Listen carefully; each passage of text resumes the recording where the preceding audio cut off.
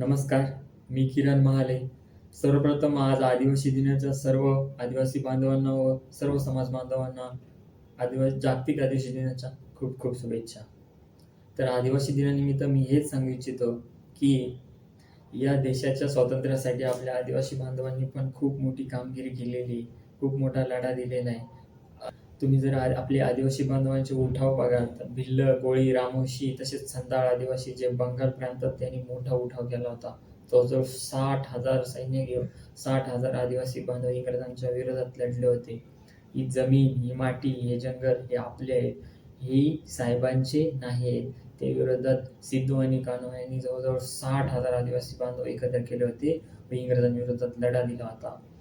तर त्या उठावाचा बिमोड जेव्हा झाला, जेव्हा 20,000 संधाळ आदिवासी मारले गेले, त्यानंतर या इंग्रजांनी आपल्या संधाळ आदिवासींचा उठाव बिमोड करण्यात आला.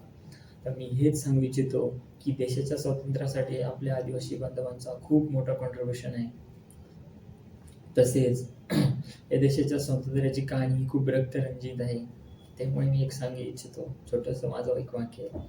जे का लढले, रंजले, गांजले या देशाच्या स्वातंत्र्यासाठी रक्तरंजित झाले. फुले शाहू आंबेडकर, गांधी टिळक आगरकर, लहुजी साठे सावरकर, तसेच सावित्री, लक्ष्मी, झाशीची राणी लक्ष्मीबाई, रमाबाई रानडे, पंडिता रमाबाई अशा अनेक स्त्रिया या देशाच्या स्वातंत्र्यासाठी लढलेल्या आहेत. तसेच आपले आदिवासी बांधव राघोजी भांगरे, बिरसा मुंडा, टंट्या भील, रामजी शिरसाट, उमाजी नाईक, तसेच सिद्धू आणि कान्हो हे संताळ आदिवासी आपल्या देशाच्या स्वातंत्र्यासाठी लढलेले आहे. तुम्ही जर आपल्या आदिवासी बांधवांचा इतिहास व्यवस्थित चाळला, व्यवस्थित पुस्तके वाचली, तर मी नक्कीच म्हणेन की तुम्ही जेव्हा इतिहास वाचाल तेव्हा तुम्हाला एकच गोष्ट आठवेल, तुमची छाती ही गर्वाने भरून येईल आणि तुम्हाला कुठेही असं हे वाटणार नाही.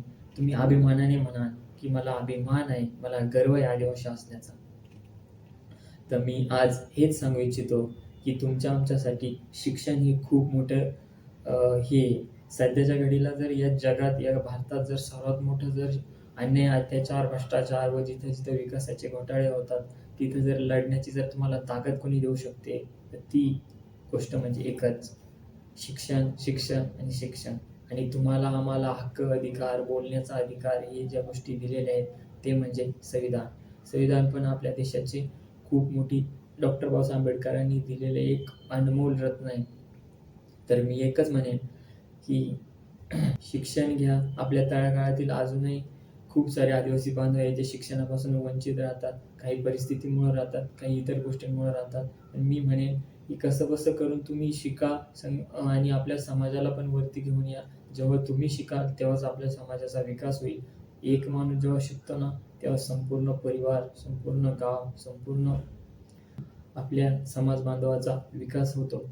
पण हे तेव्हाच होईल जेव्हा शिक्षण घेऊन तुम्ही तुमच्या शिक्षणाचा उपयोग एका मर्यादित नोकरीसाठी केला नाही पाहिजे.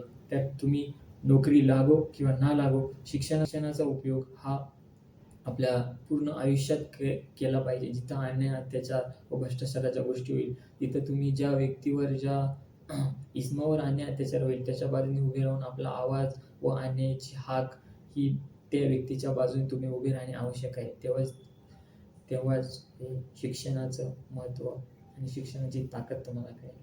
सध्याच्या घडीला जर सर्वात मोठी कोणची जर ताकद असेल, या जगात सर्वात मोठं जर एखादं अन्याय, अत्याचार व भ्रष्टाचाराच्या विरोधात लढण्याचं जर एखादं हत्यार असेल ते म्हणजे एकच गोष्ट आहे, ते म्हणजे शिक्षण, शिक्षण आणि शिक्षण आणि या भारताचे आपले संविधान.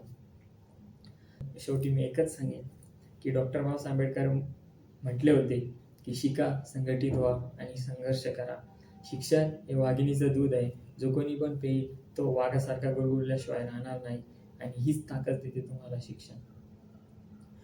तुम डरोगे तो दुनिया और डराएगी, अगर तुम सर उठाओगे और अपनी आवाज़ बुलंद रखोगे तो ये दुनिया अपने आप सर झुकाएगी. तर पुन्हा सर्व आदिवासी बांधवांना आदिवासी दिनाच्या खूप खूप शुभेच्छा. जय हिंद, जय महाराष्ट्र.